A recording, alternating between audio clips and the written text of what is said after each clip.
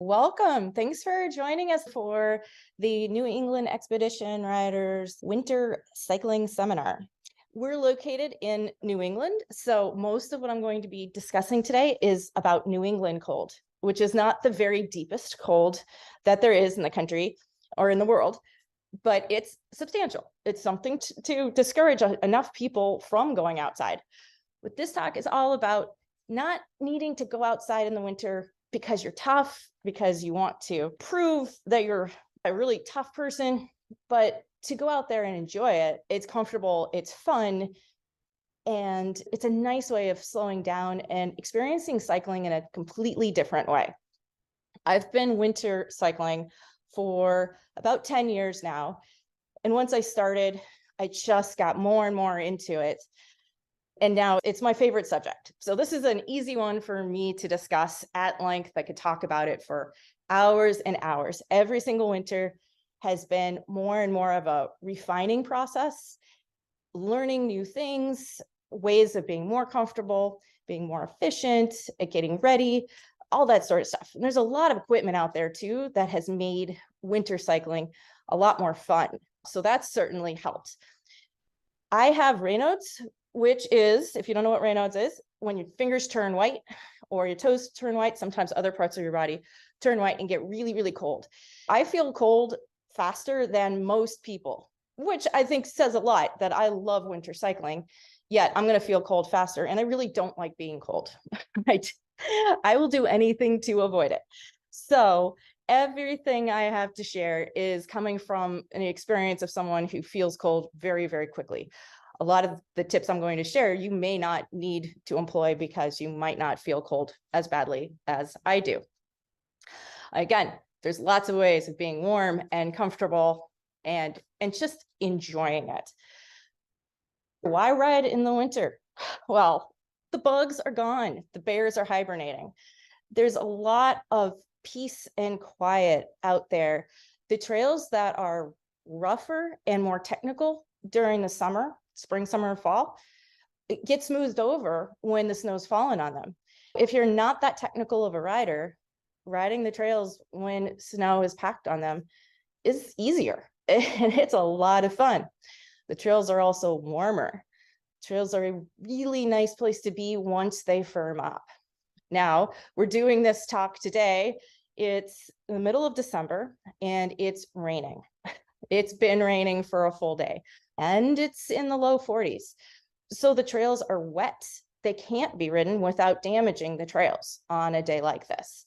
So this is one of those days when it's nice to talk about cycling and not be out there riding.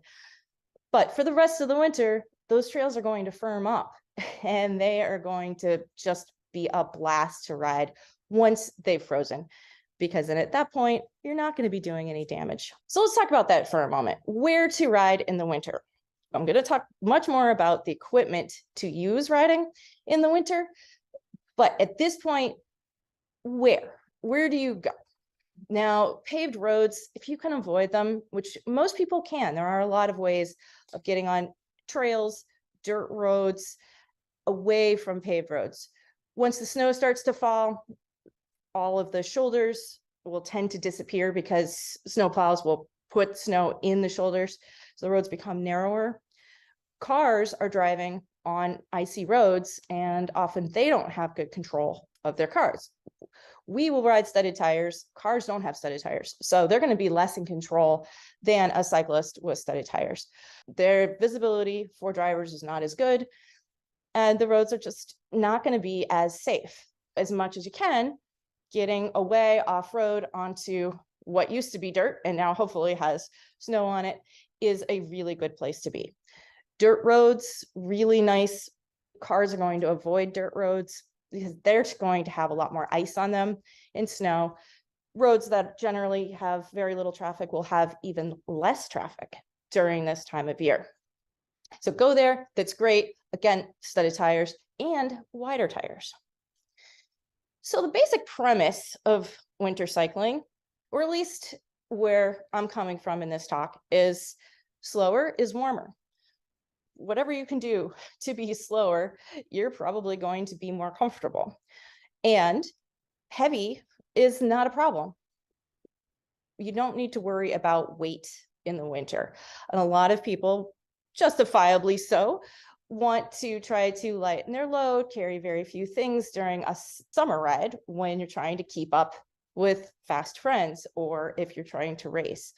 In the winter, all of those rules change. Weight doesn't matter, and you want to be slow.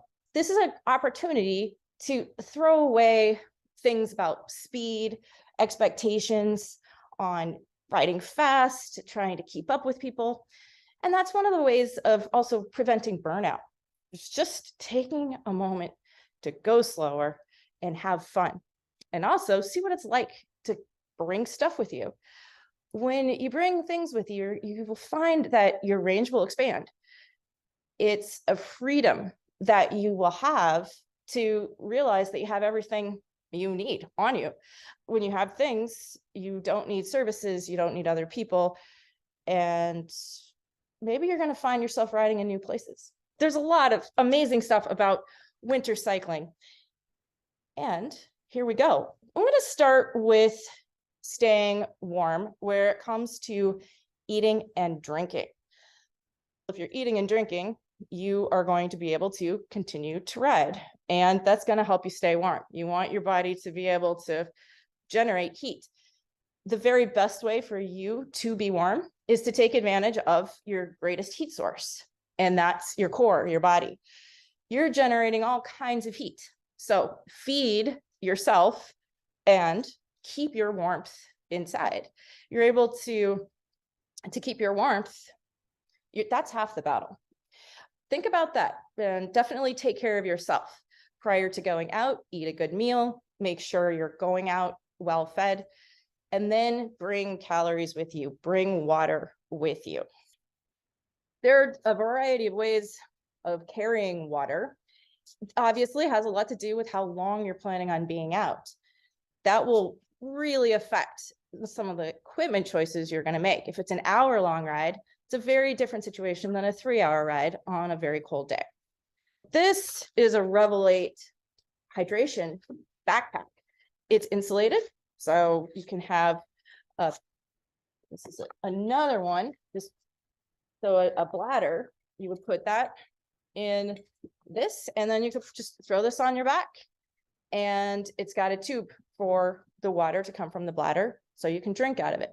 It's really easy to access, and it's less likely to freeze, except that you have to remember that the water in the tube will freeze. So you want to blow that water back, or preferably you can fit this, it's pretty thin. You can fit this under most any jacket or coat, and that helps keep the water warm. If you keep that under everything, you keep the hose in your jacket, that also will help keep it from freezing. Also, sipping frequently will keep that water flowing and will help it to not freeze. But once your water's frozen, that's tricky. So this is another bag that I've started to employ, which is just a summer running bag. This one has a lot of carrying capacity. Now, right now, I'm preparing to do the Fat Pursuit in Idaho on January 6th. We're talking about extreme distances. It's a 200-kilometer ride in potentially very, very cold temperatures. For what I'm expecting this ride to take me about 50 to 55 hours if I'm able to finish, which is going to be an interesting situation. We'll do another talk about that after. This bag has a lot more capacity and it gets big, and I'm also wearing it under really big coats. But that's a very similar concept to keeping it under layers to keep the water warm.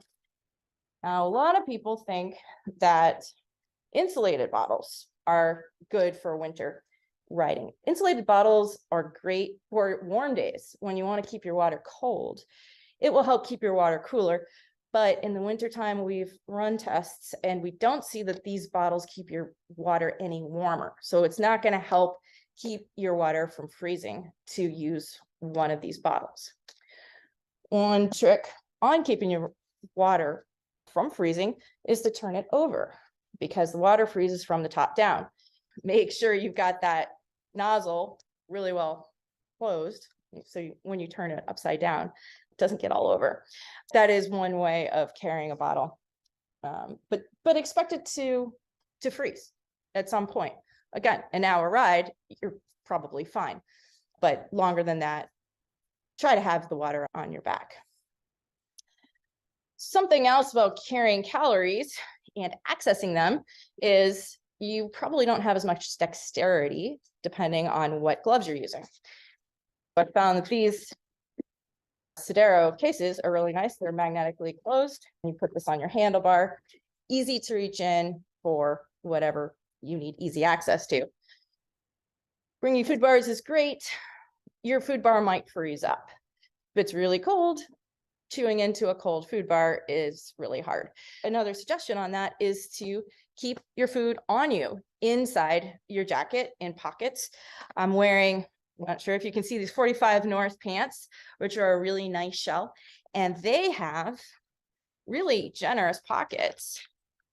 You can see these, but I've got food bars in these pockets, lip gloss. You can put a lot in there, and you got two sides. So that's another way of keeping your food warm. And on, if you're wearing a hydration pack, a lot of these packs have nice pockets in those also. So that's another good place to keep your food. And you're going to want to practice eating and drinking. It's not easy. It's a very, very easy thing to not do. Winter cycling in general involves practice. It's practice makes perfect. Try eating and see how that works for you. Some foods are going to be easier to eat in the winter than others, and some are going to taste better than others. Some people like to take a thermos. Some thermoses are better shaped for water bottle cages. So you can start with hot tea or hot coffee, something in there that's warm that's going to make you feel good to drink once you've been out there for a while. Something that I find that helps me a lot is the psychology of going outside. If I'm going to meet people, that's going to get me out the door. If I'm riding by myself, it's definitely going to be harder for me to go out on a ride. And it's, of course, safer to be riding with other people, especially when it's cold.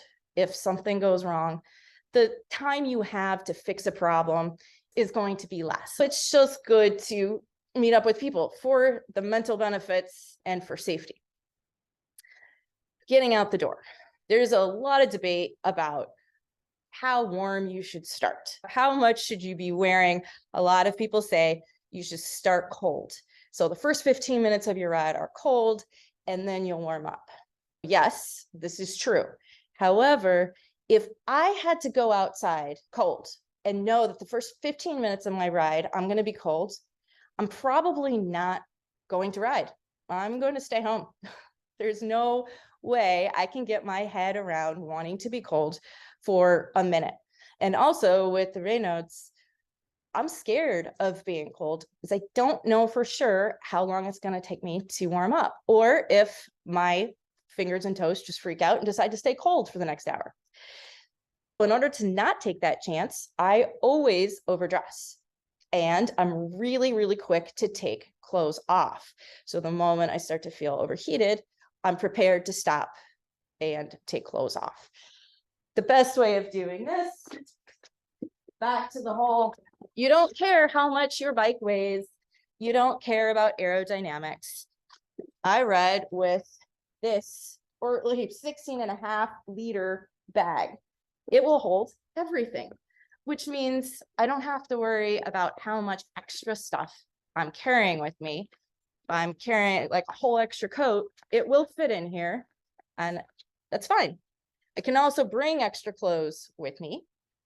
I bring extra hand warmers, chemical hand warmers. These things are a lifesaver because they will always get warm when you need them to be warm. I carry lots of extra. Again, a lot of this is for my mental health. I know it's a confidence that I have the stuff with me that I might never need, but at least it's with me. So big saddlebag. That's great. Employ that. And then I'm going to go through all the stuff that I like to wear and things you should think about wearing.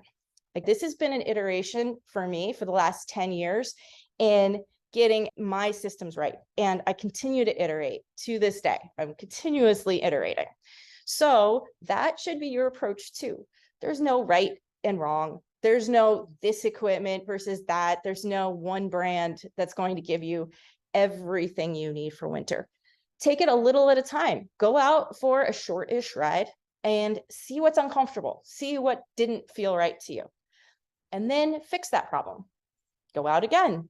See what's the next thing that doesn't feel as good. Fix that problem. That makes it less expensive. It's less overwhelming. And you're going to find you just get more and more into it. I'm going to start from head to toe. What to wear? We'll start with helmets. Yes, you want to wear a helmet. There are shells, which this shell is made for aerodynamics, for the purposes of time trialing. That also helps protect your head from wind. Wind is a really big problem in winter. It's one of the things that makes you the coldest. So getting rid of wind in all ways is helpful. That's one of the reasons for going into the woods. As soon as you get to the woods, the wind dies down. You can feel the warmth almost immediately. This is also nice if it's snowing and you don't want snow accumulating on your head. However, be aware that this is going to get really warm really fast. I typically will only wear this if it's very cold in the single digits, if it's snowing. And if it's snowing, it means it's warmer, which means I'll wear the shell with a lighter hat. I'm not going to wear my deepest winter hat with the shell. And then on top of your helmet, and we'll talk about lights in a bit, but this is a nice place to mount a light so you can see where you're going. Now, under your helmet is what I recommend, a wool cycling cap. These things are great to keep you warm. Wool in general, it should be the first thing that's touching your skin, wool. And then what's nice about these hats is they cover your ears. That's a real benefit. You want to have ways of covering your ears. Another thing with clothing is that you want to be able to take things on and off because you are going to overheat. This whole system from 45 North is nice. This is like a nose warmer thing, but there's less ability to move things on and off. That's why I would caution against something that's one thing versus a bunch of small things that you can change around. So like combining the hat with a neck warmer is really great because neck warmer goes on and off. I often will pull this over my head and wear it over my ears. Sometimes I'll wear two of these, one as a hat and one as a neck warmer. And you're often, like when it's really, really cold, you're going to start by breathing into this and it's going to get wet and gross, but it's wool. So it's not that cold. It's still gross, but that's winter cycling. You can pull it down, you can breathe, you can let air in. So that's really nice to have something that you can just move around as you need to be able to move it around. Let's not forget our eyes. There are a lot of different ways of keeping your eyes warm. You're going to find that your eyes actually stay warmer than you think. Going all the way to goggles is usually not necessary. But when it's really, really cold, it's nice to not have the cold air coming in at your eyes. Think about larger sunglasses for the winter time. And like, your summer sunglasses, maybe those stay home. I mean, there have been some really cold days that I haven't even worn sunglasses. I've had some fogging issues and that sort of thing. So if you can get some good non-fogging goggles and glasses, that's really a nice way to go. But you're going to want to test this because with the bill of your cycling cap, there might not be room for your glasses to fit without things pushing down or scrunching your nose. There's just a lot of little pain points that you need to consider. Another thing with the ski goggles, and you could take this straight from your ski stuff. And there's a lot of stuff that I'm talking about that you probably already have for another sport. So you don't need to get a cycling specific glove, for example.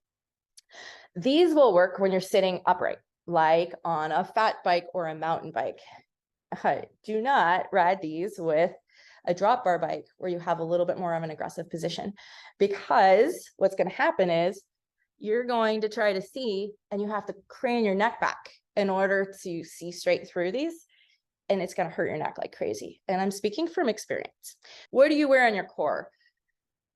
Depends how cold you get. This is where it's really nice to have layers. The wool base layer, and then I often will wear a long sleeve jersey. They just feel nice. Arm warmers are great if it's a little bit lighter of a day, warmer, but they also will constrict a little bit, and a long sleeve jersey just feels nice. But be careful, because overheating is very likely. Over the base layer, a shell like this is often all you're going to need. New England, just going to be plenty. Something that has zippers and ways of breathing are really good. Obviously, this is black, so for visibility, maybe not the best. It's got reflective arms, so make sure whatever you got has reflectivity on it. Let's say you don't have reflectivity. You might as well, even if you do have it, add some. These little cheapo reflective bands are fabulous. You put these on your arms, and I really like to put them around my ankles, because for cars, anything that's moving is more visible. So any bit of reflectivity that is static is going to be harder for a motorist, or anyone for that matter, to see. You have a lot greater visibility when you're moving. And so keep that in mind where you put these things. Put them all over the place. Might as well. Now, there are so many jackets out there. This one has a bit of a furry lining. It's wonderful. This thing is generally too warm, but it's really cozy. I'll often wear this at the beginning of a ride and need to take it off because it's too warm. Air is warm. Basic premise, when you're looking for winter things, anything should be bigger than you think it should be. This pertains to jackets, to boots, to gloves. If you're buying something true to size that just fits, it's too small. It's not going to work. You want to have room for air, because air is where you get the warmth. It's the whole premise to down jackets and puffy coats, all that sort of technology. It's all about how much air there is between you and the outside world. I'm wearing a lot of extra big things. You're not trying to win a fashion contest. You're not trying to look good. You're trying to be warm in the wintertime. Here's another jacket. I really like this one. It's even got a hook for a rear light in it. Lots of reflectivity, slightly lighter than that one, and lots of pockets. It's a really nice thing to look for pockets when you're buying a jacket. Good place for your food and for your electronics. Anything you're trying to keep warm, which is going to be a lot of stuff. So going down from there, what do you wear on your pets? There is nothing cozier than tights with built-in chamois. Velocio makes some great ones, and for women, they make them such that they pull down so you can use the restroom.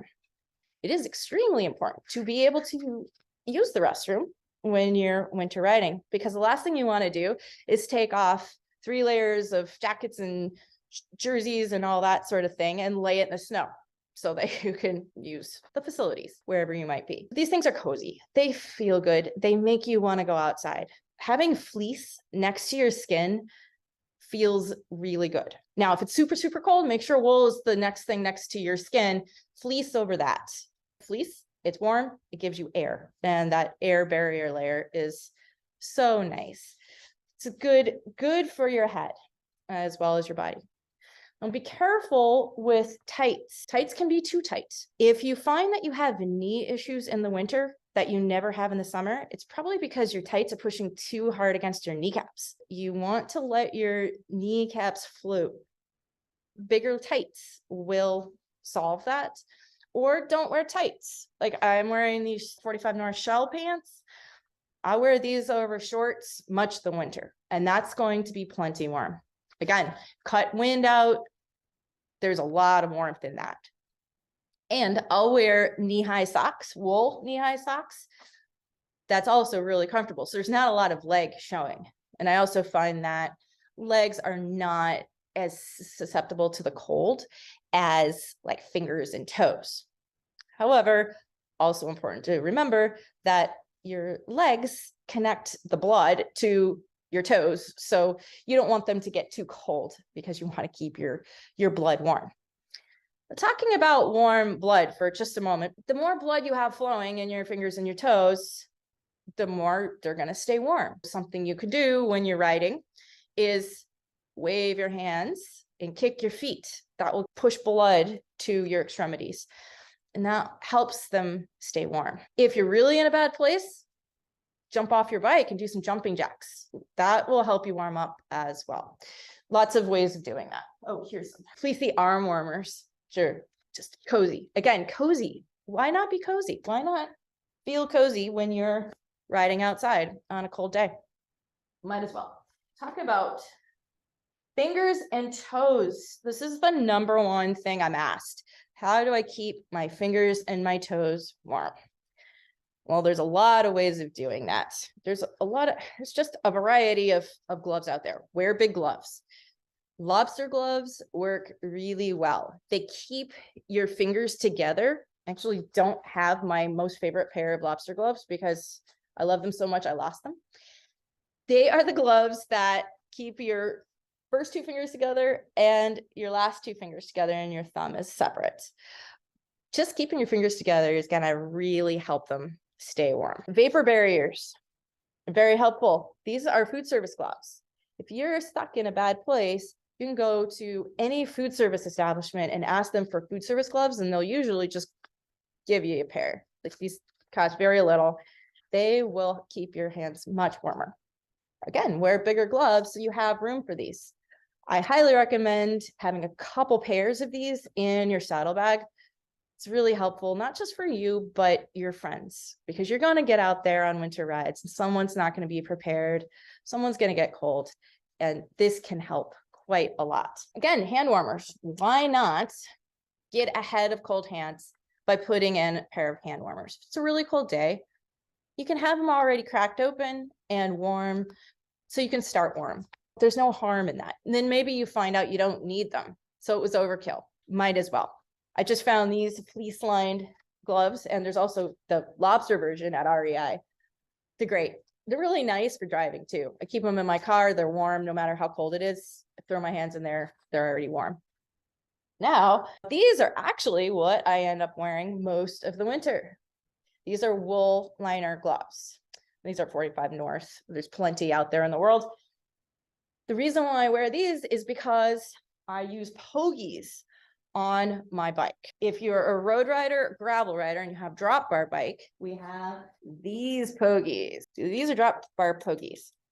Again, the whole premise is it keeps wind off your hands. These will keep you very, very warm. I rode on a 7-degree day with these Pogies and these gloves, and my hands were absolutely fine. You can just get away with doing that and you're all set. It's nice. Pogies are great. They can just live on your bike all winter.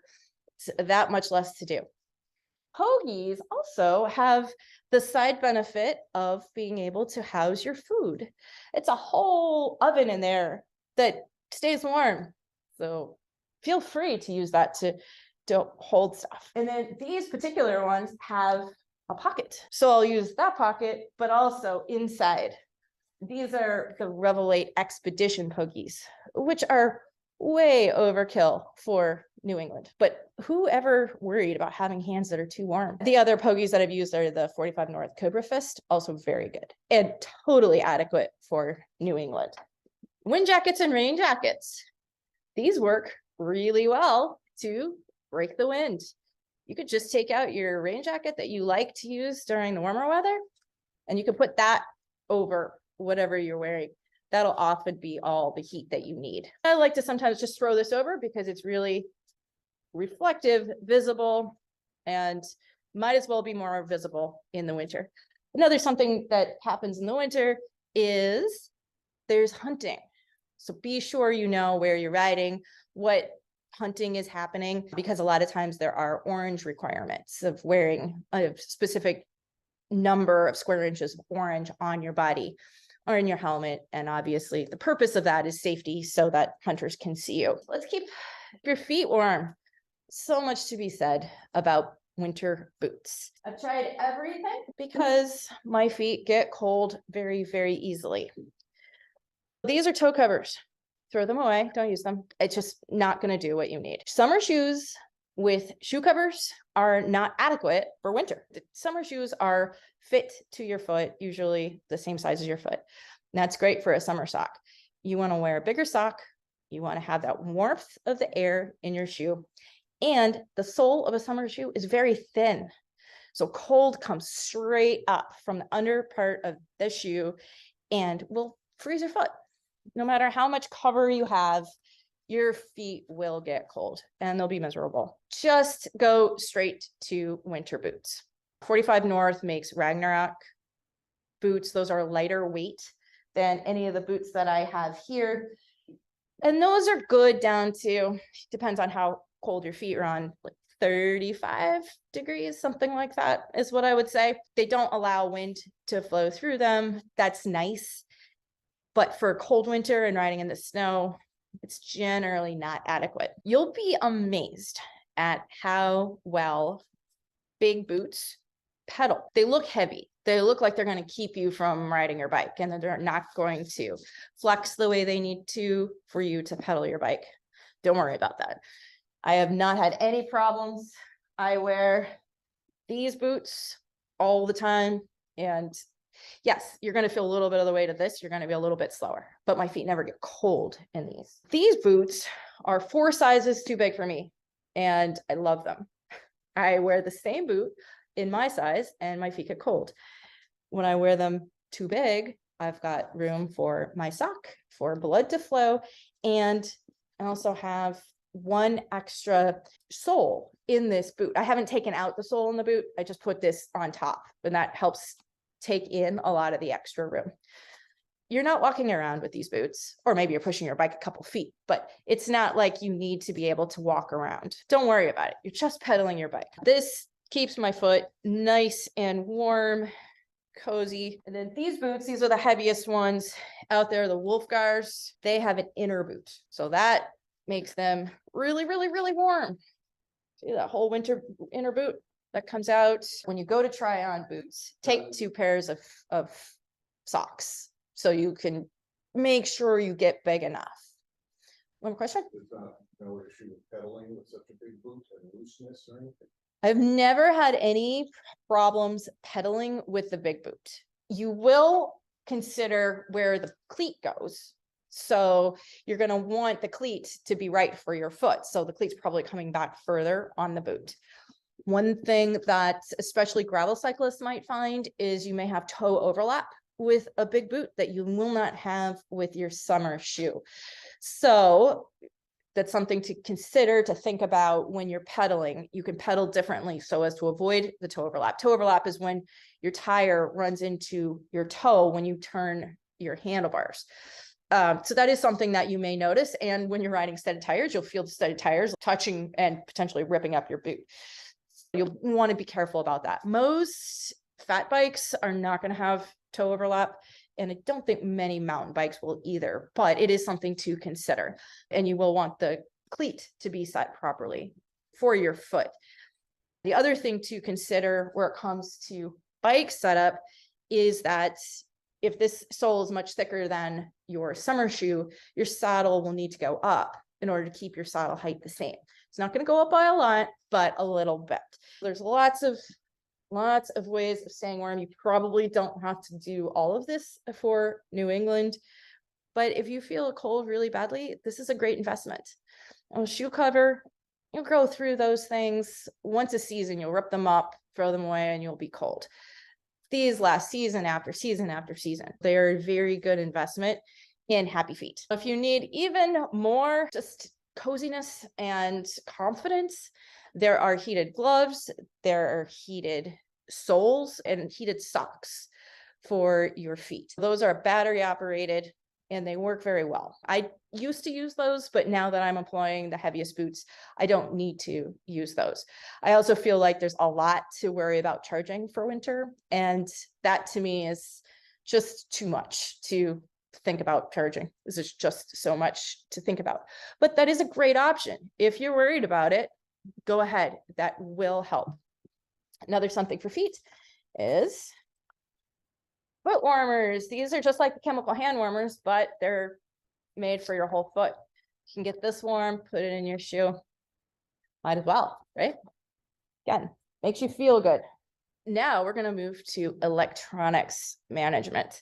Electronics are really important. Knowing where you're going is really important. A lot of people will use their phone for navigation during spring, summer, and fall.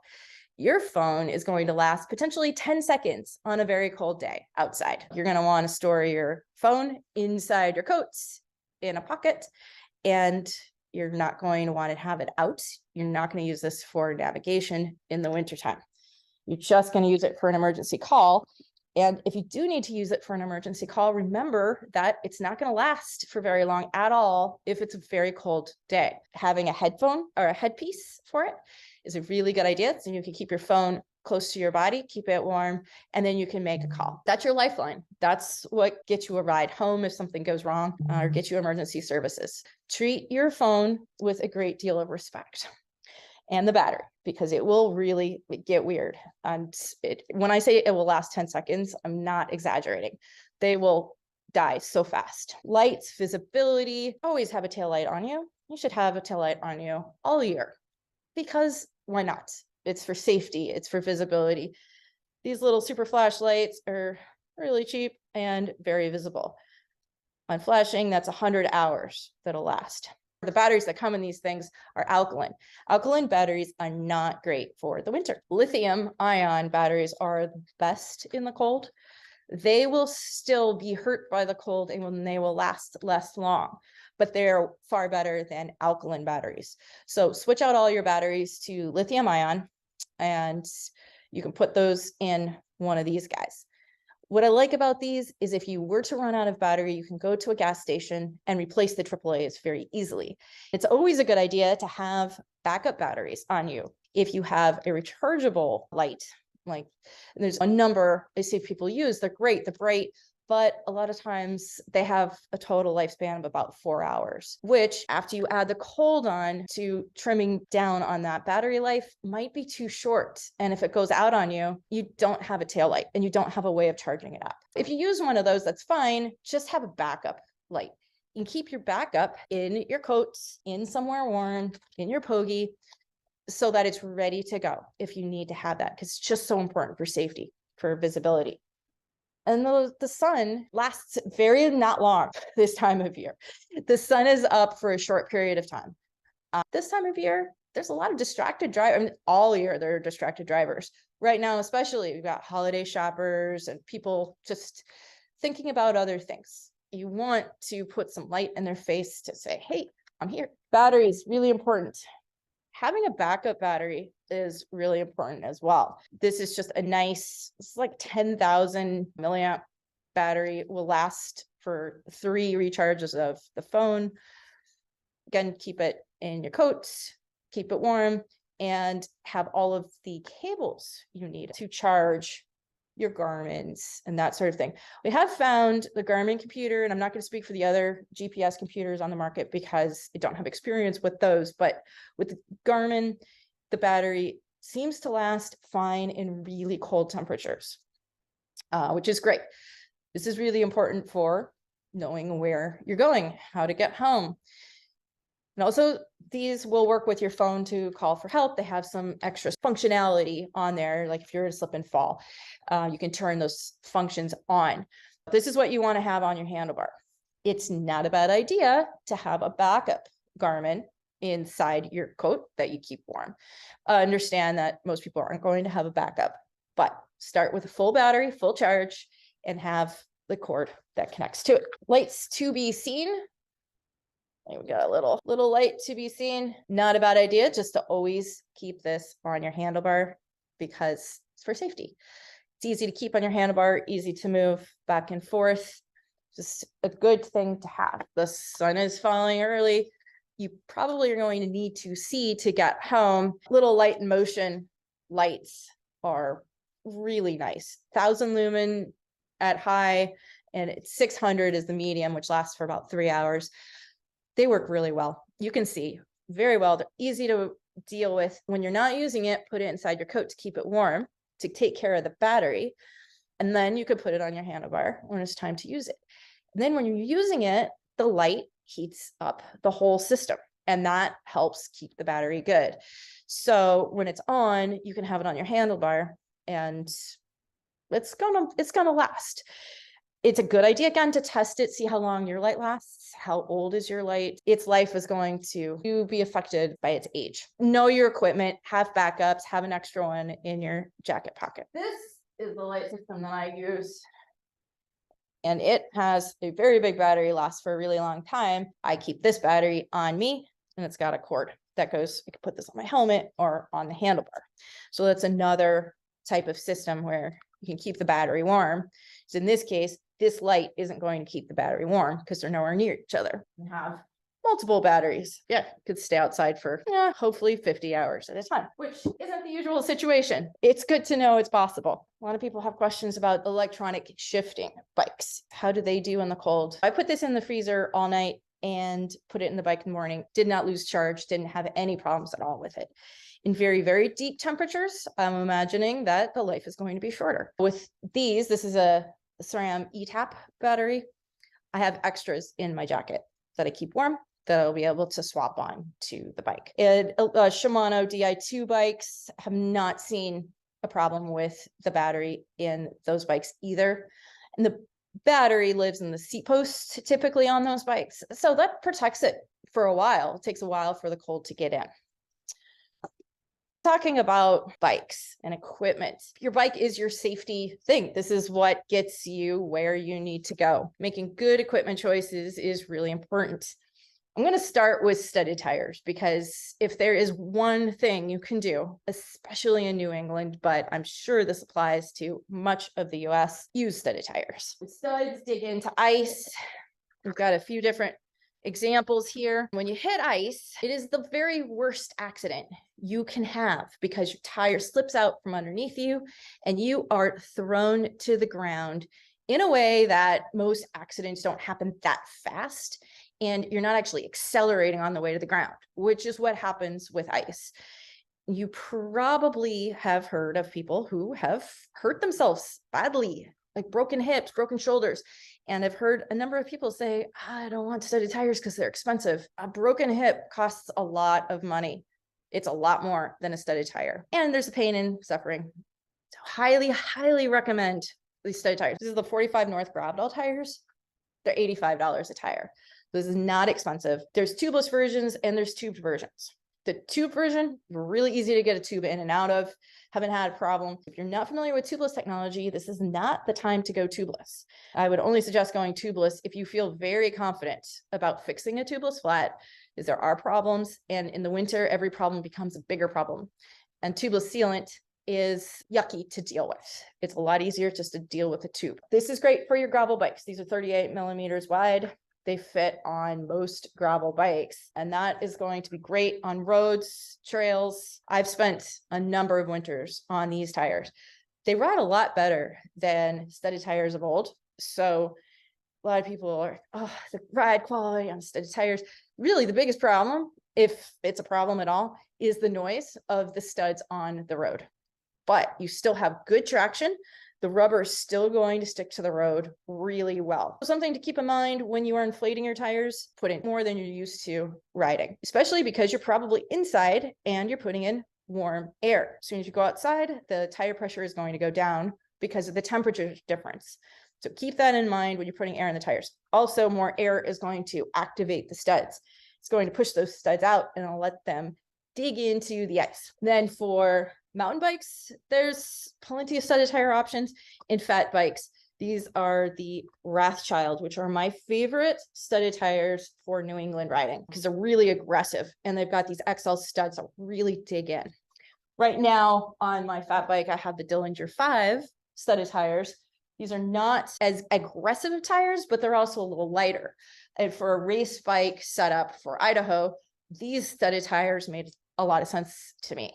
And then when I get home from that, I will be switching over to the Rothschild tires. That is life-changing in so many ways. And it's confidence building, which is also important. One freeze thaw cycle, and everything changes outside. There will be ice. You think there's no ice, there's ice. On the roads, if it's thawed a little bit, froze overnight, any corner, anything in the shade, there's likely ice there. Once you put those studded tires on, just leave them on. They're slower, and that's good. It keeps you warmer. Do I change my studs on and off the bike? Do I change wheels or tires? I don't. I keep the studded tires on the bike as soon as the first freeze thaw cycle happens. Basically, the first time I see ice, the studs go on and they stay on all winter long. Why? One, because ice can be anywhere. And the moment you think ice isn't out there is when there will be ice there and it will get you. And I unfortunately have stories from friends who have been lured into thinking that the ice was gone, and that was the day when the bad accident happened. So it's slower. It's fine. I have no need to risk slipping on the ice, and having that harder, slower setup to push is great. It's good endurance riding. It's building a really solid base. It's making me a stronger cyclist, and it's not ruining the studs or the tires either. I mean, the studded tires last a really long time, and they don't worry about like wearing down the studs on the road. It's generally when the studs wear, they'll actually get sharper. So like they're not like wearing smooth until they're very, very old. And yes, some studs are going to pop out of the tires, but that's a very small price to pay for having the insurance of not falling. And you can put them back in. Yes, and studs are replaceable, and they're not hard to replace. So don't worry about that. Oh, another thing that it's important to note is that if you once you get those studded tires, you do want to run them on the pavement for 20 miles if you can survive riding studded tires on the pavement for 20 miles. That helps seat the studs, because when the studded tires are built, when they're manufactured, there's a machine blowing the studs into the tires, and it doesn't really push them in the way riding on the road will push them in. And you want to ride your tires a little lower pressure in order to push those studs in initially. So if you can, get your tires before the first snowfall so you have a chance to run them. Otherwise, you're just going to lose more studs faster on that first ride, which is not the worst thing ever, but it's one way of saving your studs. Other considerations with the bike. It's nice to have hydraulic brakes for the winter because it's an enclosed system. If you have cable-actuated disc brakes, which a lot of people do, just want to have some heavy lube in the housings so that water has a harder time getting in. It's a really, really good idea to wash your bike. But when I say wash your bike, throw some water over your brake calipers after you've ridden in the salt.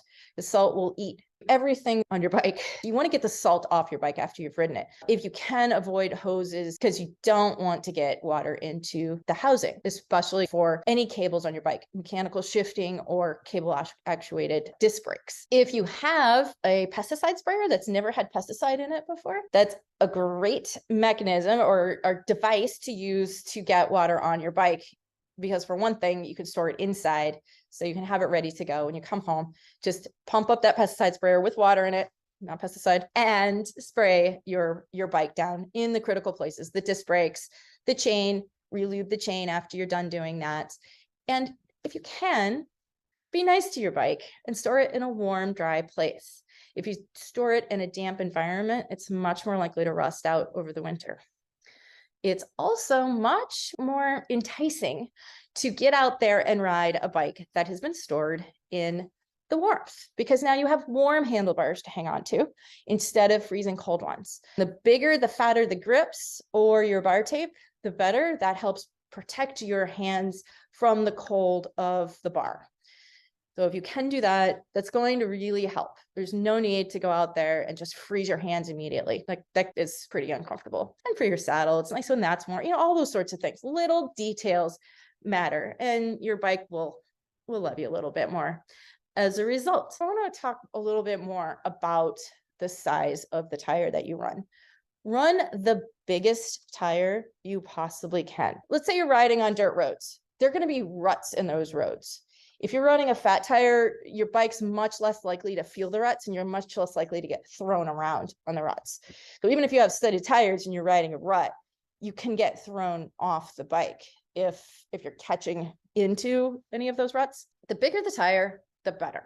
And then on days like this, when it's raining, if you have a fat bike, you can go to the beach. And that's what we're going to be doing tomorrow. We're leading a beach ride because the trails are probably going to be too soft and damageable because of all of the rain. That's a great place to take your bike, and you really can't get away with less than a 3.8-inch tire on sand.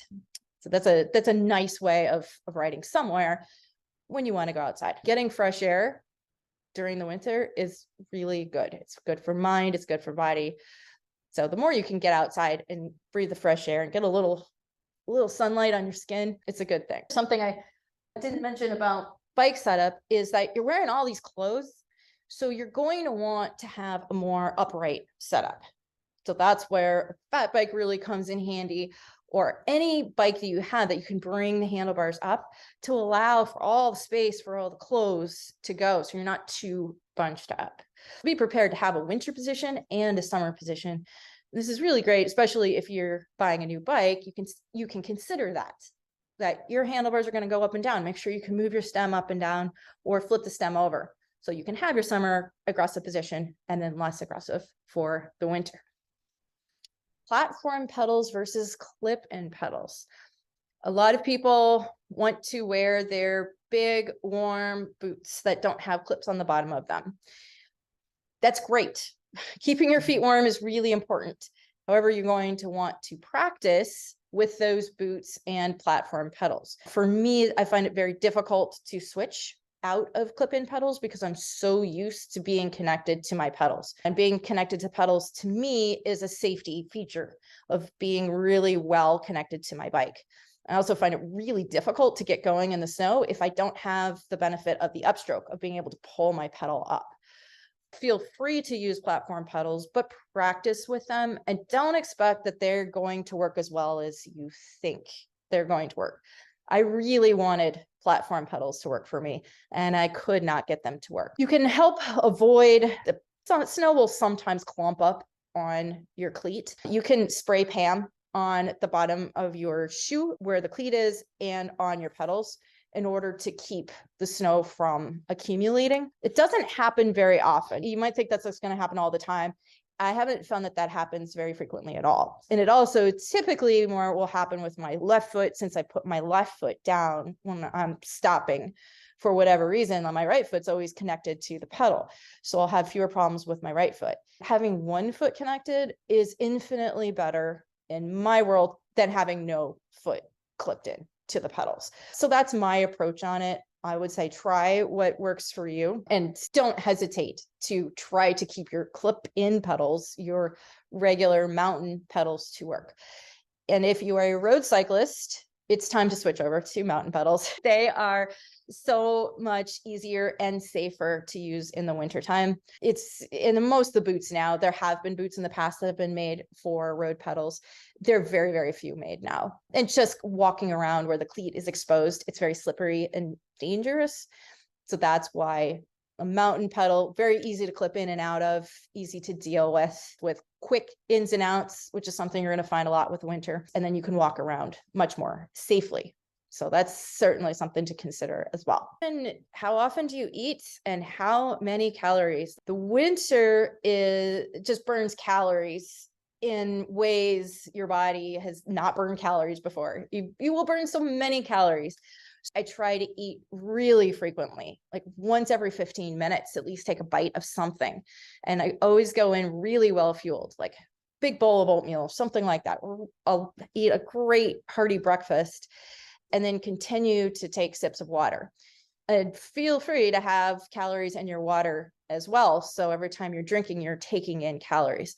But remember, your body is a furnace and you're going to want to keep it really, really well fed, and you're not going to feel like eating. So it's going to be harder, but just keep that food coming in. Keep it warm. It makes it easier to eat. This is a nice time of year to try to eat real food and get away from the gels and bike foods, which we tend to overeat during the summer. Practice with eating a variety of foods. My latest thing has been tortillas and something. So tortillas and pesto and cream cheese has been something I found to be delightful when it's cold and I'm hungry.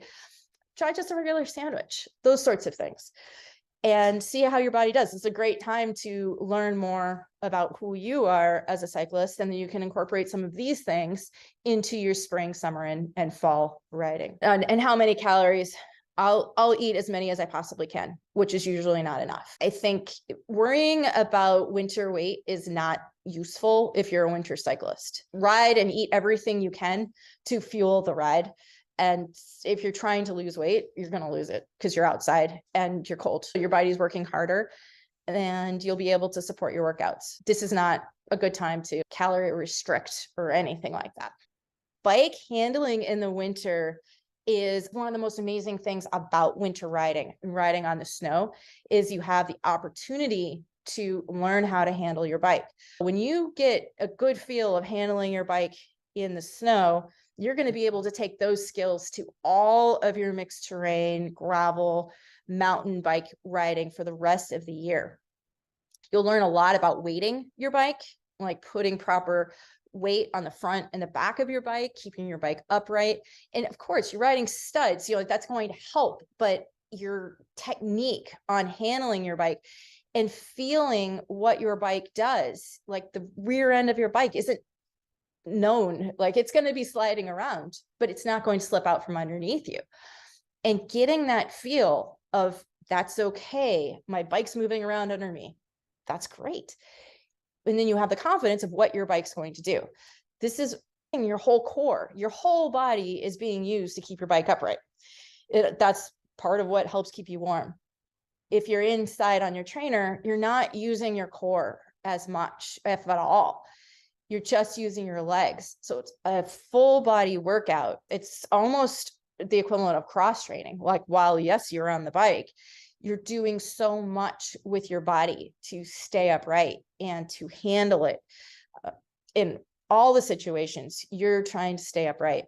I found my technical skills after one winter of riding had gone so far, had really progressed.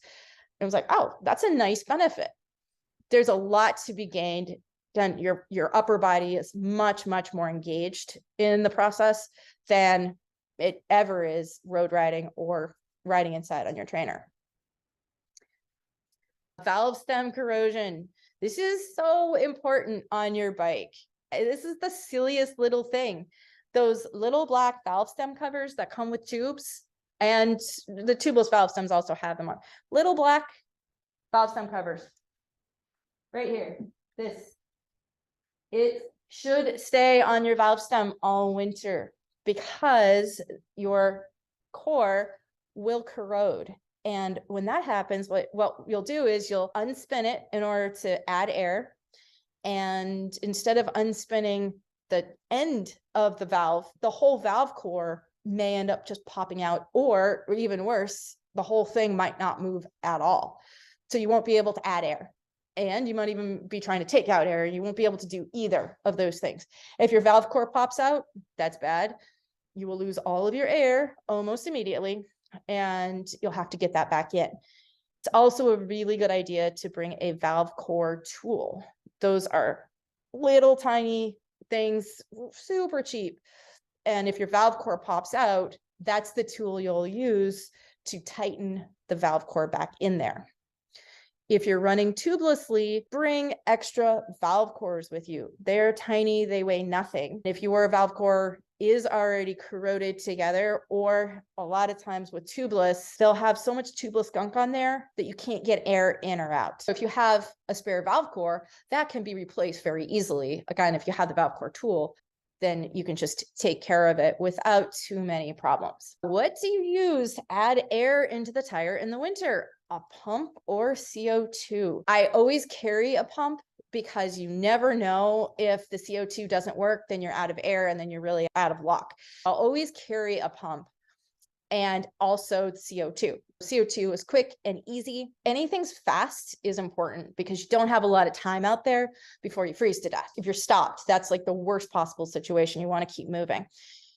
So definitely bring extra CO2s. You don't worry about weight, and obviously the CO2 inflator, and a hand pump in case the CO2 fails you. If you have tubeless, you want the valve to be at the top of the tire, because if you have the air pushing in on the sealant, it's going to cause the sealant to gum up and become a ball. And now the sealant is not useful. You also probably hear it rolling around in your tire, and that can be pretty annoying. In order to protect your tire as much as possible, keep the CO2 away from your sealant.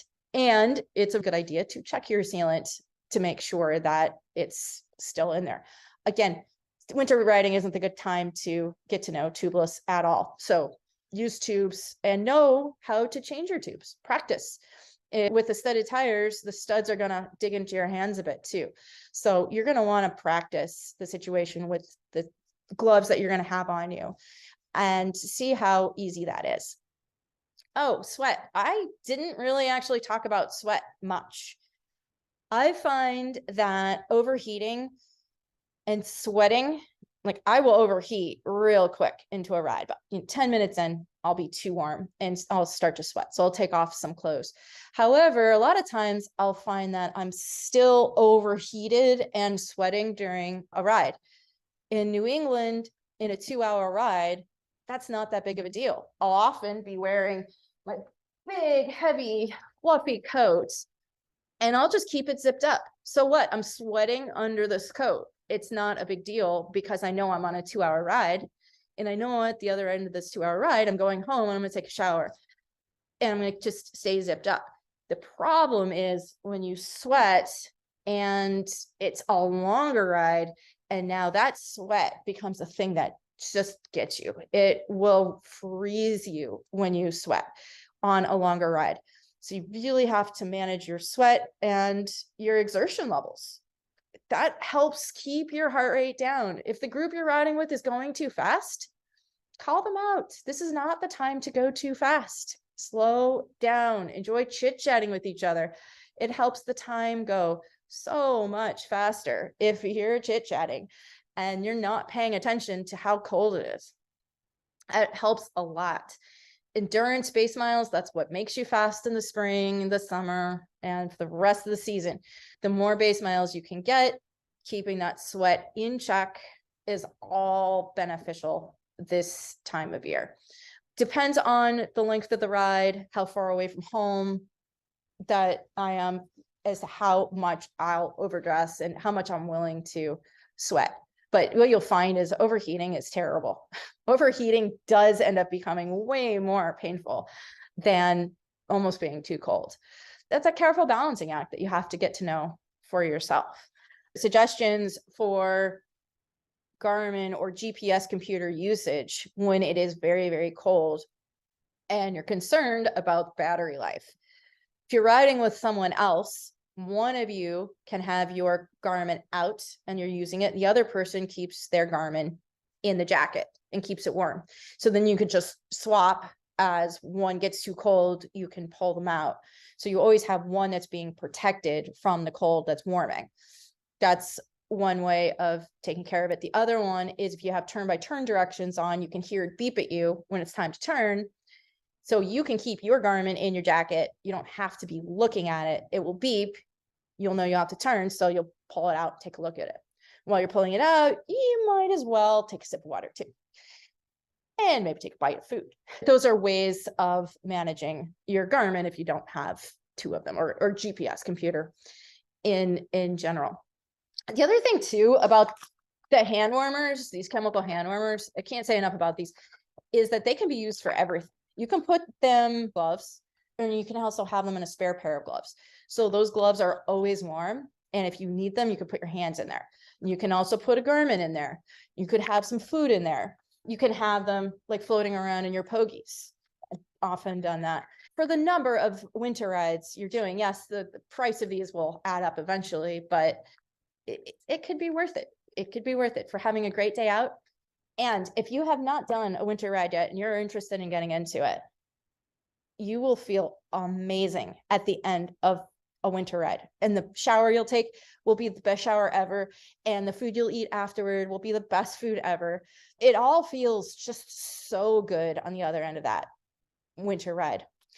In fact, I've gotten to the point where spring rides are the hardest for me with temperature and trying to regulate and dress right. I find winter rides are just much better. It's easier to stay warm, and I find them to be much more comfortable. Then at the other end, you get that high, you get the elation of being out there, and then you're like, cool, because you were out there riding, and other people are like, I would never go out. I can't imagine being out there. And so there's a ton of upsides. At the end of that ride, you feel like $1 million, and you feel better than at the end of many of the summer rides that you do. So it's really a neat feeling. So allow yourself to get there to see what it's all about. And you're also going to meet people who are really good sports. I don't find grumpy people out on winter rides. Everyone is out there to have a good time. And I think the grumpy people are inside, maybe on their trainers. But it really, winter riding attracts a very neat group of people who are up for adventures, up for fun, for just letting our hair down and making jokes, enjoying being out there. It's a really neat community to join, to be part of. There's just so many reasons to do it, but that's, to me, one of the best reasons to be out there. It's just the people you're going to meet and a lot of the cool places you're going to go. And everything's going to look different too. The trails that you know in the summer look really different when they're snow covered in the winter. They're a completely different place.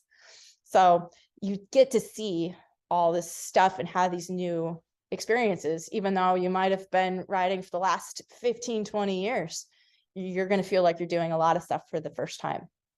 The snow conditions change every time you go out. They're different. No two winter rides are the same. It's a really neat experience to be out there.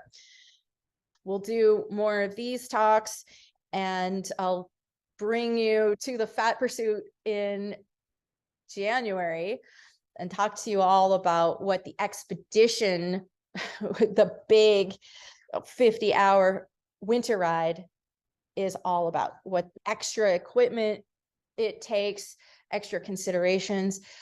I'll tell you, it's been a very fun process dialing in every system and thinking about how you stay warm and stay comfortable and sleep in an environment that's potentially -20 or colder than that and is 100% snow. So we'll be doing all of that and much more. Watch the New England Expedition Riders website, www.newenglandexpeditionriders.com.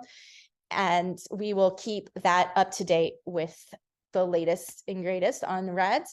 And we'll also call extra rides. Sometimes the snow is just going to be perfect. We'll give everybody 4 hours notice and say, hey, we're going to go meet up and do a fun ride. Most of our rides around here are mixed terrain on single track trails that work really well for gravel bikes with studded tires, mountain bikes with studded tires, and fat bikes with studded tires. We will generally require studded tires for the rides for safety purposes. At this point, I think it's time for me to get ready to go out. I'm going to go do a 6-hour training ride to prepare for Fat Pursuit. Hope everyone has a great day, and we hope to be riding with you soon. Take care. Bye-bye.